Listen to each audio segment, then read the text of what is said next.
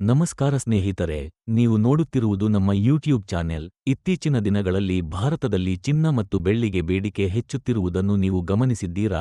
ಇದಕ್ಕೆ ಪ್ರಮುಖ ಕಾರಣಗಳು ಮಹಂಗಾಯಿ, ಜಾಗತಿಕ ಅನಿಶ್ಚಿತತೆ ಮತ್ತು ನಮ್ಮ ಭಾರತೀಯ ಸಂಪ್ರದಾಯಗಳೇ. ಮೊದಲು ಮಹಂಗಾಯಿ ಬಗ್ಗೆ ಮಾತನಾಡೋಣ. ಇಂದು ದಿನನಿತ್ಯದ ಖರ್ಚುಗಳು ದಿನೇ ದಿನೇ ಹೆಚ್ಚಾಗುತ್ತಿವೆ. ಆಹಾರ, ಇಂಧನ, ವಿದ್ಯುತ್, ಶಿಕ್ಷಣ, ವೈದ್ಯಕೀಯ ಎಲ್ಲವೂ ದುಬಾರಿಯಾಗುತ್ತಿದೆ. ಇಂತಹ ಸಮಯದಲ್ಲಿ ನಗದು ಹಣದ ಮೌಲ್ಯ ಕಡಿಮೆಯಾಗುತ್ತದೆ. ಆದ್ದರಿಂದ ಜನರು ತಮ್ಮ ಹಣವನ್ನು ಸುರಕ್ಷಿತವಾಗಿ ಉಳಿಸಿಕೊಳ್ಳಲು ಚಿನ್ನ ಮತ್ತು ಬೆಳ್ಳಿಯನ್ನು ಆಯ್ಕೆ ಮಾಡುತ್ತಾರೆ.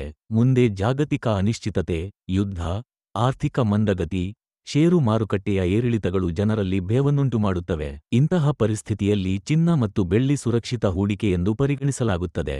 ಅದಕ್ಕಾಗಿ ಹೂಡಿಕೆದಾರರು ಮತ್ತೆ ಚಿನ್ನದ ಕಡೆ ಮುಖ ಮಾಡುತ್ತಿದ್ದಾರೆ. ಇನ್ನು ಭಾರತೀಯ ಸಂಪ್ರದಾಯಗಳ ವಿಷಯಕ್ಕೆ ಬರೋಣ. ಮದುವೆ, ಹಬ್ಬಗಳು, ಶುಭ ಕಾರ್ಯಗಳಲ್ಲಿ ಚಿನ್ನ ಮತ್ತು ಬೆಳ್ಳಿಗೆ ವಿಶೇಷ ಸ್ಥಾನವಿದೆ. ಇದು ಕೇವಲ ಆಭರಣವಲ್ಲ, ಕುಟುಂಬದ ಆರ್ಥಿಕ ಭದ್ರತೆಯ ಸಂಕೇತವೂ ಹೌದು. ಈ ಕಾರಣಗಳಿಂದಲೇ ಭಾರತದಲ್ಲಿ ಚಿನ್ನ ಬೆಳ್ಳಿ ಮೇಲಿನ ಆಸಕ್ತಿ ಎಂದಿಗೂ ಕಡಿಮೆಯಾಗಿಲ್ಲ.